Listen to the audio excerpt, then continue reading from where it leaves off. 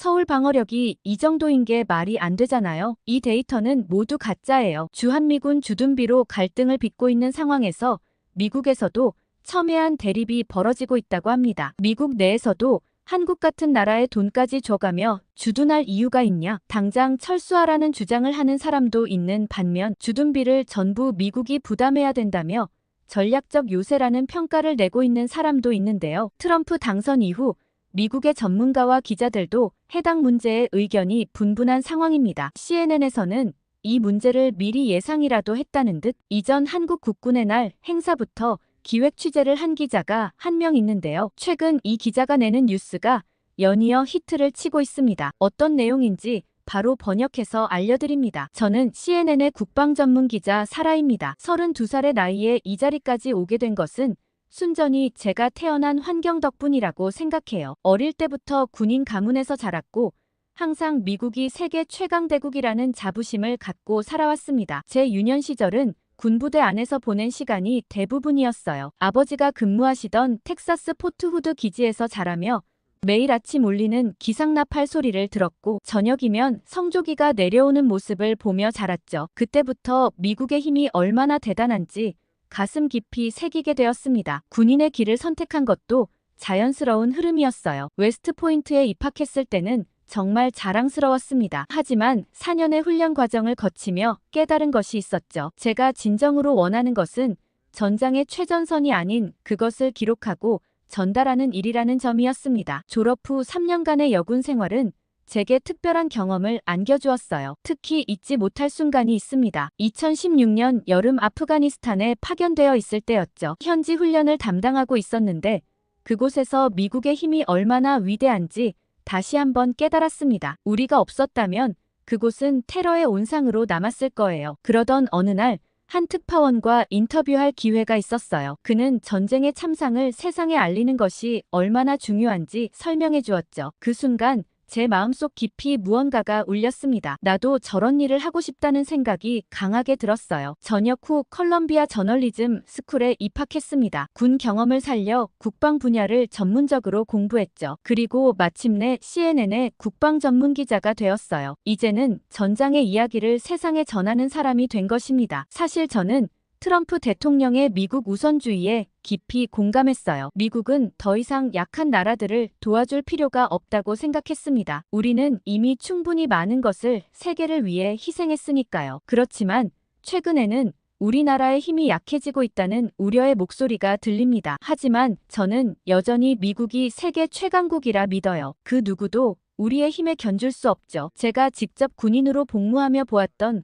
우리 군의 막강한 전력이 그 증거입니다. 기자를 하면서 더더욱 뼈저리게 그 사실을 느끼고 있는데요. 지금의 제 일은 그 어느 때보다 보람차게 느껴져요. 세계 곳곳의 전장에서 미국의 힘과 정의로움을 전하는 일이니까요. 많은 사람들이 미국의 개입을 비판하지만 우리가 없다면 세계 평화는 없다고 굳게 믿고 있습니다. 저는 그 중에서도 인도태평양 지역의 군사 동향에 관심이 많은데요. 특히 중국과 러시아의 군사력 증강이 심상치 않은 상황이라 더욱 바빠졌습니다. 그러던 어느 날 CNN 워싱턴 지국의 늦은 밤 회의실에서 한국 관련 이슈를 다루고 있었습니다. 이제 대통령이 당선되면 주한미군 방위비 분담금 협상 문제가 필수적으로 거론될 건데 어떻게 흘러갈 것 같냐는 게 주요 안건이었죠. 다들 지쳐있는 분위기에서 한 동료가 흥미로운 소식을 전했어요. 한국 정부가 방위비 분담금 인상을 거부하고 있다는 내용이었습니다. 순간 제 귀를 의심했어요. 미국의 보호가 절실한 나라가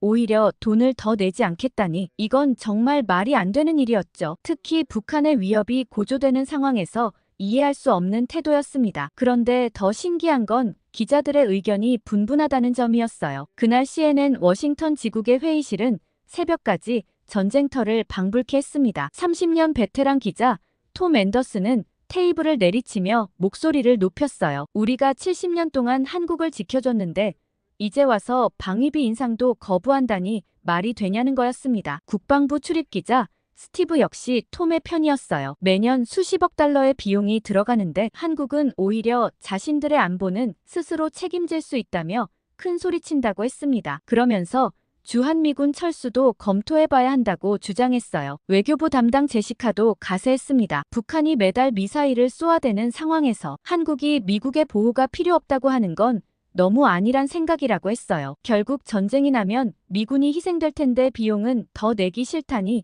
이해할 수 없다고 했습니다. 반면 아시아 담당 마이클은 강하게 반박했어요. 현재 동북아에서 미국의 영향력을 유지하려면 한국과의 동맹이 필수적이라는 겁니다. 그는 최근 입수한 한국의 군사력 관련 자료를 보여주며 이제는 미국이 한국에 의존해야 할 수도 있다고 했습니다. 동아시아 전문 기자 리사도 마이클의 의견에 동의했어요. 중국을 견제하기 위해서라도 한국의 미군 주둔은 반드시 필요하다고 강조했습니다. 오히려 현재 한국이 부담하는 방위비가 다른 동맹국들에 비해 과하다는 분석 자료도 제시했어요. 그런데 저는 데이비드의 의견이 믿기지 않았어요. 데이비드는 분석력이 굉장히 뛰어나 제가 정말 존경하는 동료 기자거든요. 그는 한국의 현무 시리즈 미사일과 K2 전차의 성능이 미국의 최신의 무기보다 뛰어나다며 이제는 우리가 한국의 군사기술을 배워야 할 때가 됐다고 했어요. 논쟁은 점점 더 가열되었습니다. 톰은 한국이 미국 기술로 성장한 주제에 교만하다고 했고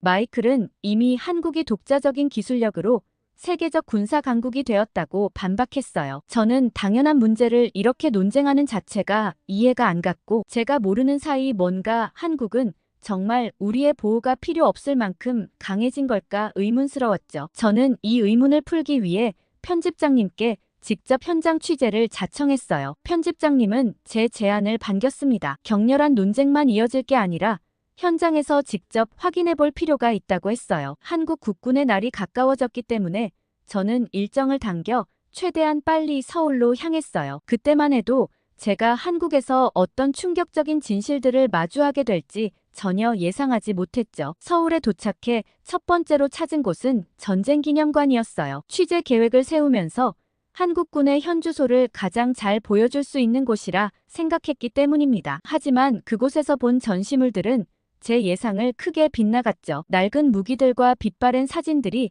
전시장을 채우고 있었어요. 특히 현대전 전시관은 실망 그 자체였습니다. 전투기 모형은 마치 80년대에 멈춰 있는 것 같았어요. 안내원이 열심히 설명하는 것도 귀에 들어오지 않았습니다. 이런 수준의 군대를 가진 나라가 미국의 방위비 인상을 거부한다니 이제야 이해가 갔어요. 그들은 자신들의 수준을 모르는 거였죠. 취재 노트에 한 줄 한 줄 적으면서 분노가 치밀었습니다. 이런 나라에 우리 미군이 주둔하며 목숨을 걸고 있다니 할아버지가 전사하신 것도 모자라 아직도 미국의 젊은이들이 이곳을 지키고 있다는 사실이 더욱 억울하게 느껴졌어요. 박물관을 나오면서 마주친 한국 군인들의 모습에서도 실망감을 감출 수 없었습니다. 미군의 완전한 장비와 달리 어딘가 부족해 보이는 느낌이었죠. 이건 한국의 현실이었어요. 호텔로 돌아와 취재 내용을 정리하면서 마음을 다잡았습니다. 이제는 확실해졌어요. 한국은 여전히 미국의 보호가 절실한 나라라는 것과 방위비 분담금은 당연히 인상되어야 한다는 것, 이것이 제가 쓸 첫 번째 기사의 주제가 될 것 같았죠. 하지만 이건 시작에 불과했어요. 제가 한국에서 마주하게 될 놀라운 현실은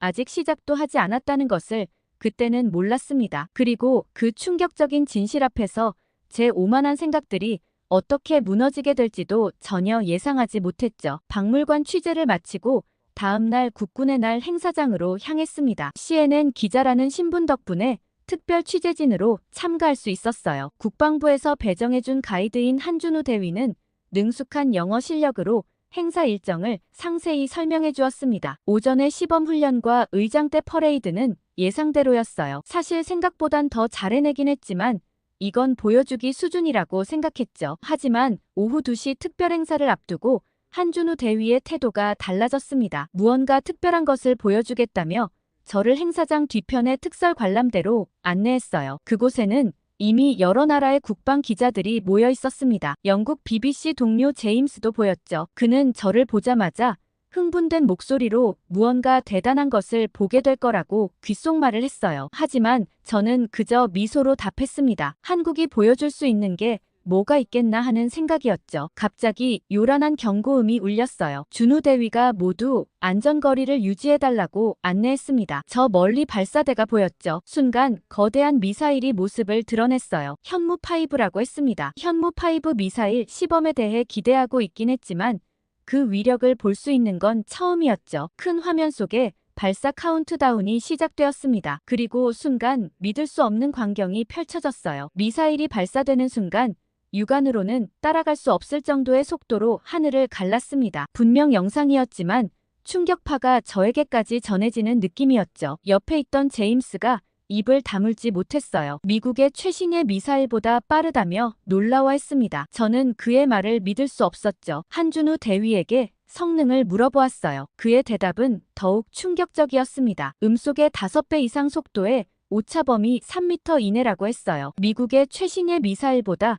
훨씬 뛰어난 수치였습니다. 게다가 이 무기는 순수 한국 기술로 개발되었다고 하더군요. 미국의 도움은 전혀 없었다고 했습니다. 머릿속이 하얘졌어요. 제가 알던 한국은 이런 무기를 만들 수 없는 나라였습니다. 미국의 기술력을 베끼기만 하는 나라였고 우리의 보호가 필요한 약한 나라였죠. 하지만 지금 제 눈앞에서 그 편견이 완전히 무너지고 있었어요. 한준우 대위는 계속해서 설명을 이어갔습니다. 현무5는 세계 최고 수준의 극초음속 미사일이며 어떤 방공망도 뚫을 수 있다고 했어요. 심지어 중국과 러시아도 이 정도 수준의 무기는 아직 없다고 덧붙였습니다. 취재 수첩을 꺼내 정신없이 메모를 했어요. 하지만 손이 떨려 제대로 쓸 수가 없었습니다. 옆에서 다른 나라 기자들도 흥분된 모습으로 서로 이야기를 나누고 있었죠. 모두가 같은 충격을 받은 것 같았어요. 호텔로 돌아와 노트북 앞에 앉았습니다. 하지만 무엇을 써야 할지 혼란스러웠어요. 지금까지 제가 알고 있던 모든 것이 잘못되었다는 걸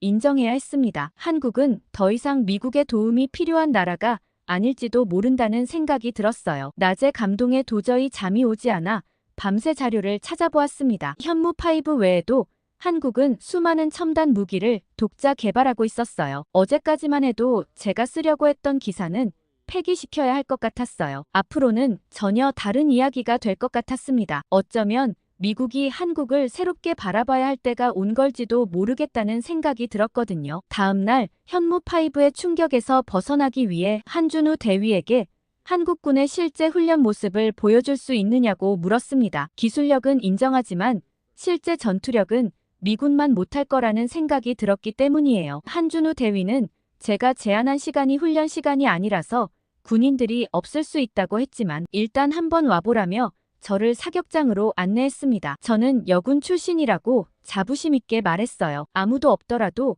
미군의 사격 실력이 얼마나 뛰어난지 한번 보여주고 싶었습니다. 사실 웬만한 한국 남자 군인들보단 훨씬 뛰어날 거라 생각했죠. 사격장에 도착하니 한 여성이 혼자서 사격 연습을 하고 있었어요. 준우 대위는 제가 CNN 기자이자 미군 출신이라고 소개했습니다. 김지현이라는 이름의 그 여성은 친절하게 웃으며 인사했어요. 저는 사격 대결을 제안했습니다. 미군 여군의 실력을 보여주고 싶었거든요. 지현 씨는 흔쾌히 승낙했고 각자 10발씩 쏘기로 했습니다. 저는 속으로 웃었어요. 아시아 여성이 서구식 훈련을 제대로 받았을 리가 없다고 생각했거든요. 제가 먼저 사격을 시작했습니다. 군 생활에서 단련된 자세로 방아쇠를 당겼어요. 10발 중 7발이 관역 중심에 명중했습니다. 그간 훈련을 멈추고 기자로 생활한 지가 오래되었지만 꽤 만족스러운 결과였죠. 미소를 지으며 김지현 씨를 바라보았어요. 사실 비슷하게만 맞춰도 대단한 거라며 지현 씨를 격려했죠. 곧이어 지현 씨가 사격을 시작했고 그 사격 자세는 완벽했어요. 숨소리조차 들리지 않았죠. 그리고 10발 모두가 정확히 관역 중앙을 관통했습니다. 그 순간부터 제 자신감은 완전히 무너지기 시작했습니다. 놀란 마음을 감추지 못하고 그녀의 이력을 물었어요. 김지현 씨는 태연하게 자신을 소개했습니다. 특전사 출신이며 아프가니스탄 파병 경험도 있다고 했어요. 대결에서 완패한 충격이 가시지 않았지만 그녀의 아프간 참전 경험이 궁금했어요. 저도 아프간에서 근무한 적이 있다고 말했더니 그녀의 눈빛이 달라졌습니다. 제가 먼저 자랑스럽게 이야기를 꺼냈어요. 2016년 미군이 아프간에서 어떻게 테러와 맞서 싸웠는지 설명했습니다. 미군 덕분에 아프간이 안정을 되찾을 수 있었다고 했죠. 그러자 지현 씨가 조용히 미소를 지으며 2007년 발생했던 봉고차 피랍 사건을 이야기했어요. 한국인 선교사들이 탈레반에게 납치됐을 때 특전사가 어떻게 대응했는지 설명했습니다. 단 한 명의 인명피해도 없이 구출에 성공했다고 하더군요. 2007년 7월의 일이었다고 해요. 탈레반이 한국인 선교사들을 납치했다는 소식을 들었을 때 특전사 부대원들은 즉시 작전 준비에 들어갔다고 합니다. 지현 씨는 당시 상황을 생생하게 설명했어요. 탈레반은 인질들을 계속해서 이동시켰고 날씨는 최악이었다고 합니다. 하지만 그들은 포기하지 않았죠. 특수정찰대가 24시간 탈레반의 움직임을 추적했고 마침내 인질들의 위치를 특정할 수 있었다고 해요. 특히 인상 깊었던 건 작전 수행 방식이었습니다. 지현 씨는 당시 자신들이 탈레반 복장으로 위장해 마을에 잠입했다고 했어요. 현지인들의 도움으로 탈레반의 생활 패턴까지 완벽하게 파악했다고 합니다. 결정적 순간은 한밤중에 찾아왔다고 해요. 탈레반 무장대원들이 잠든 사이 소리 없이 인질들이 있는 건물로 침투했습니다. 단 한 발의 총성도 없이 인질들을 구출했다고 하더군요. 지현 씨는 그게 바로 한국 특전사의 실력이라고 자부심을 보였어요. 더 놀라웠던 건 민사작전 이야기였습니다. 지현 씨의 부대는 차리카르 지역을 담당했는데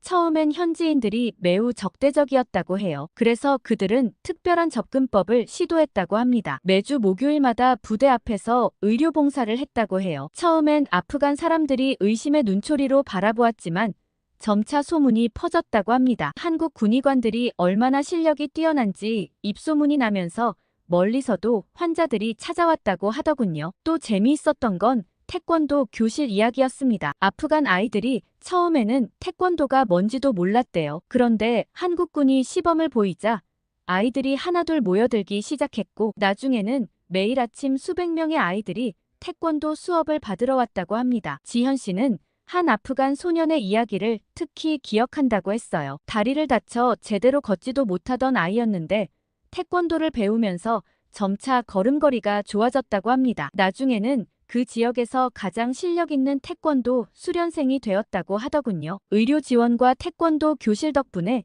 현지인들의 마음이 열렸다고 해요. 나중에는 탈레반의 동향이나 위험 정보를 현지인들이 직접 알려주기 시작했답니다. 그들은 한국군을 자신들의 진정한 친구로 여겼다고 해요. 제가 알지 못했던 이야기였어요. 지현 씨는 계속해서 한국군의 활약상을 들려주었습니다. 한국군이 담당했던 차리카르 지역은 아프간에서 가장 안전한 곳으로 꼽혔다고 해요. 현지인들이 오히려 한국군 기지 근처로 이사올 정도였다고 합니다. 그녀의 이야기를 들으며 제가 알던 아프간 전쟁의 모습이 완전히 달라졌어요. 단순히 무력으로 지역을 장악하는 게 아니라 현지인들의 마음을 얻는 것이 진정한 평화를 가져온다는 걸 깨달았습니다. 지현 씨는 마지막으로 이런 말을 했어요. 총으로는 잠시 적을 물리칠 수 있지만 마음으로는 영원한 친구를 만들 수 있다고. 그 말을 들으며 왜 한국군이 아프간에서 그토록 성공적으로 임무를 수행할 수 있었는지 이해할 수 있었습니다. 저는 제 생각이 너무 좁았다는 걸 깨달았습니다. 미군만이 아프간을 지켰다고 생각했던 제 자신이 부끄러워졌어요. 지현 씨의 이야기를 들으며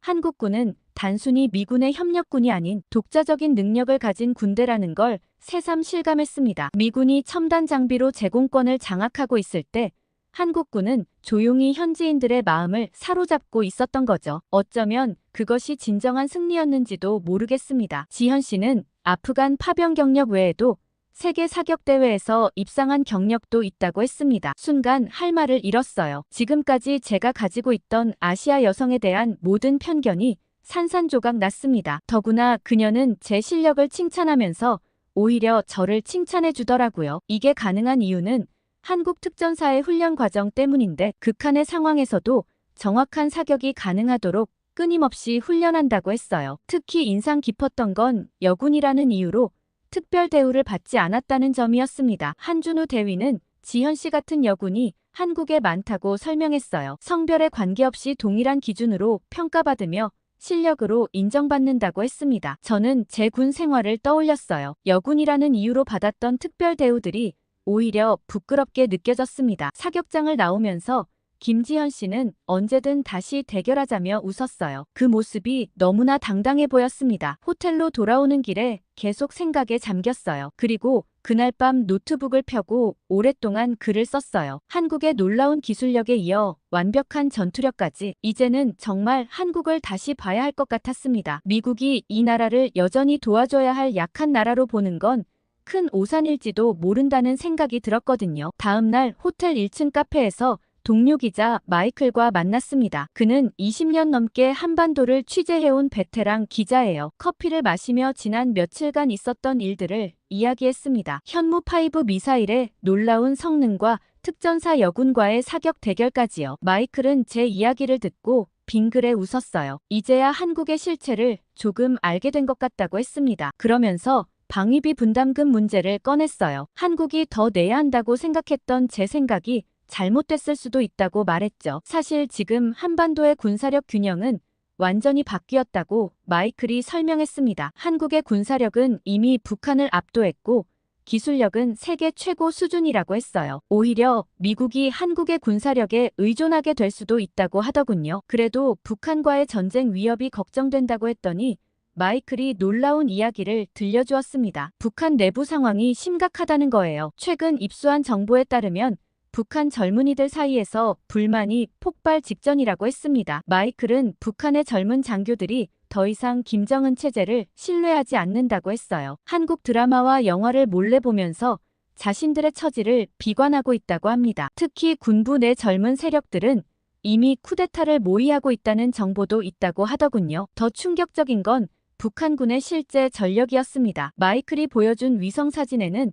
녹슨 탱크들과 버려진 군사시설들이 가득했어요. 최근 수해 때는 그토록 많은 공기부양정을 보유하고 있으면서도 단 한 대도 동원하지 못했다고 합니다. 러시아와 중국이 한국을 견제한다는 말도 했지만 마이클은 그건 표면적인 것일 뿐이라고 했어요. 실제로 그들도 한국의 군사력 성장을 막을 수 없다는 걸 알고 있다고 합니다. 특히 현무5 같은 무기체계는 그들도 아직 개발하지 못했다고 하더군요. 커피잔이 비워질 때쯤 마이클은 흥미로운 제안을 했습니다. 한국의 군사력만 취재하지 말고 그 이면에 있는 과학기술력도 취재해보라고 했어요. 반도체, AI, 우주산업까지 군사력은 빙산의 일각일 뿐이라고 했어요. 그렇게 카페를 나오면서 마음이 복잡하더라고요. 할아버지의 희생으로 지켜진 이 나라가 이렇게 강해졌다는 사실이 자랑스럽기도 했습니다. 어쩌면 할아버지의 희생이 헛되지 않았던 걸까 싶기도 했죠. 이제는 달라진 시각으로 한국을 보아야 할 것 같았어요. 마이클은 군사 전문 기자라면 한국의 벙커 시설을 꼭 봐야 한다고 추천했어요. 자기가 취재 일정을 잡아놨다고 하며 함께 가자고 하더라고요. 그리곤 가는 길에 자신이 아는 맛집으로 안내했습니다. 골목길로 접어들자 작은 식당이 나왔어요. 가게 이름은 할매 순두부라고 알려주었어요. 마이클은 이곳이 진짜 한국 맛을 느낄 수 있는 곳이라며 들어가자고 했어요. 솔직히 불안했습니다. 저는 햄버거나 스테이크 같은 익숙한 음식을 먹고 싶었거든요. 가게 안으로 들어서자 뜨거운 김이 모락모락 나는 돌솥들이 눈에 들어왔어요. 주방에서는 할머니가 바쁘게 움직이고 계셨습니다. 마이클이 순두부찌개 2개를 주문했어요. 그리고 저를 보며 웃으면서 매운 걸 잘 먹냐고 물었습니다. 전 자신있게 괜찮다고 했어요. 미군 시절 세계 각지에서 다양한 음식을 먹어봤다고 자랑했죠. 하지만 그건 큰 실수였습니다. 곧 제 앞에 끓어오르는 빨간 국물에 순두부찌개가 놓였어요. 마이클은 숟가락으로 국물을 떠서 밥에 부어 비벼 먹으라고 알려주었습니다. 저는 그의 말대로 따라했어요. 한 숟가락을 입에 넣는 순간 온몸이 얼얼해졌습니다. 이런 매운맛은 처음이었어요. 얼굴이 빨개지고 눈물이 나기 시작했습니다. 마이클은 저를 보며 웃으면서 물을 건네주었어요. 하지만 물을 마셔도 매운맛은 가시지 않았죠. 시뻘개진 저를 보고 주인 할머니가 우유를 가져다 주셨지만 그것도 소용없더라고요. 그런데 정말 신기한 건 계속 먹게 되는 거예요. 매운맛 때문에 고통스러웠지만 순두부의 부드러운 맛과 시원한 국물 맛이 자꾸 숟가락을 들게 만들었습니다. 이런 경험은 처음이었어요. 땀을 뻘뻘 흘리면서도 한 그릇을 다 비웠습니다. 마이클은 제 모습이 재미있었는지 계속 웃으면서 사진을 찍었어요. CNN의 터프한 여성 기자가 이렇게 무너질 줄은 몰랐다며 농담을 했습니다. 식사를 마치고 나오는데 주인 할머니가 다음에 또 오라며 손을 흔들어 주셨어요. 이상하게도 고통스러웠던 매운맛이 그리워질 것 같았습니다. 마이클은 이게 한국 음식의 매력이라고 했어요. 점심을 먹고 여의도역으로 가는 길에 입안이 아직도 얼얼했습니다. 하지만 이상하게 기분은 좋았어요. 전쟁 무기와 군사력만 봐왔던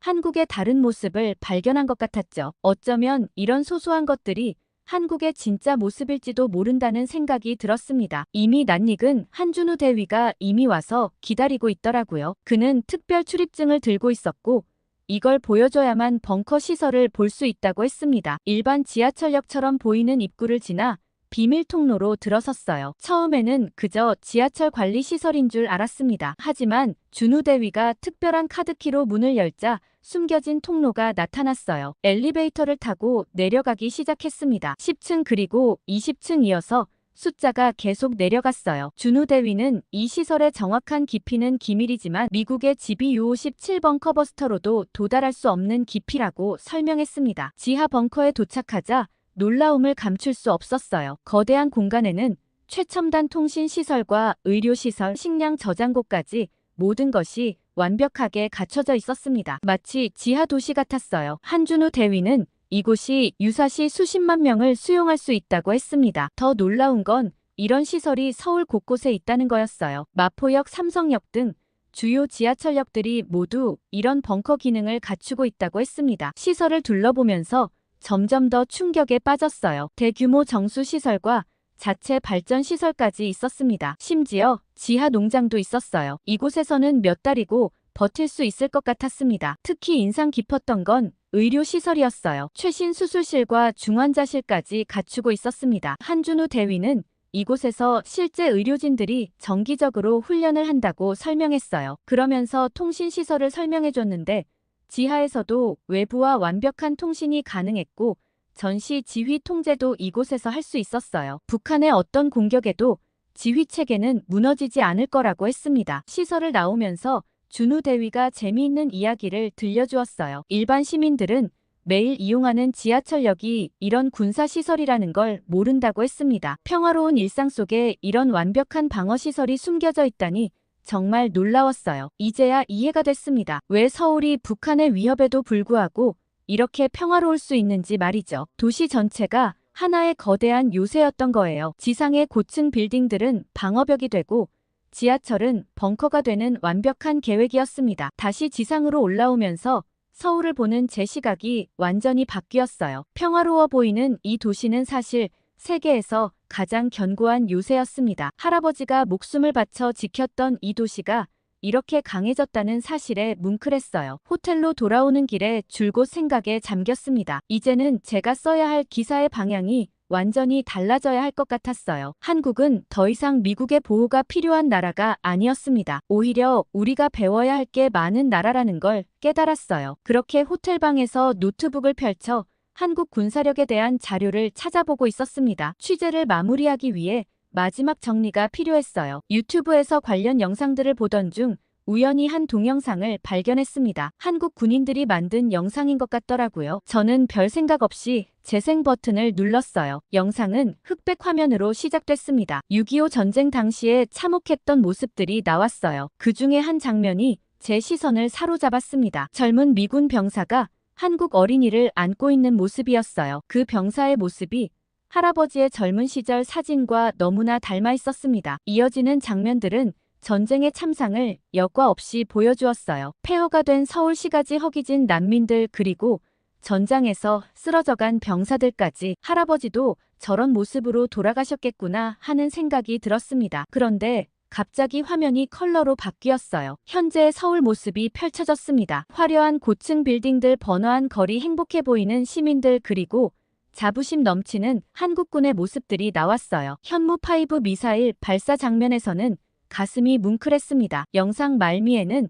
한국군 장병들이 직접 참전 용사들에게 쓴 편지가 나왔어요. 한 젊은 장병이 썼다는 편지가 특히 기억에 남았습니다. 당신이 피를 흘려 지켜준 이 땅이 이제는 세계에서 가장 강한 나라 중 하나가 되었습니다. 당신의 희생이 헛되지 않았음을 보여드리고 싶습니다. 눈물이 흘렀어요. 할아버지는 이런 날이 올 줄 알고 계셨을까요? 그토록 비참했던 나라가 이렇게 강해질 줄 알고 계셨을까요? 할아버지의 희생이 헛되지 않았다는 생각에 마음이 뭉클해졌습니다. 영상은 계속해서 한국군의 놀라운 발전상을 보여주었어요. 첨단 무기 체계들, 완벽한 훈련 체계, 그리고 무엇보다 자부심 넘치는 장병들의 모습이었죠. 이제야 아버지가 왜 그토록 한국을 신뢰했는지 이해할 수 있었습니다. 저는 지금까지 제가 얼마나 편협한 시각을 가지고 있었는지 부끄러워졌어요. 한국을 약한 나라로만 보았던 제 자신이 한심하게 느껴졌습니다. 이제는 인정해야 할 것 같아요. 한국은 더 이상 도움이 필요한 나라가 아니라는 사실을. 노트북을 덮고 창밖을 바라보았습니다. 서울의 야경이 반짝였어요. 할아버지가 목숨 바쳐 지켰던 이 도시는 이제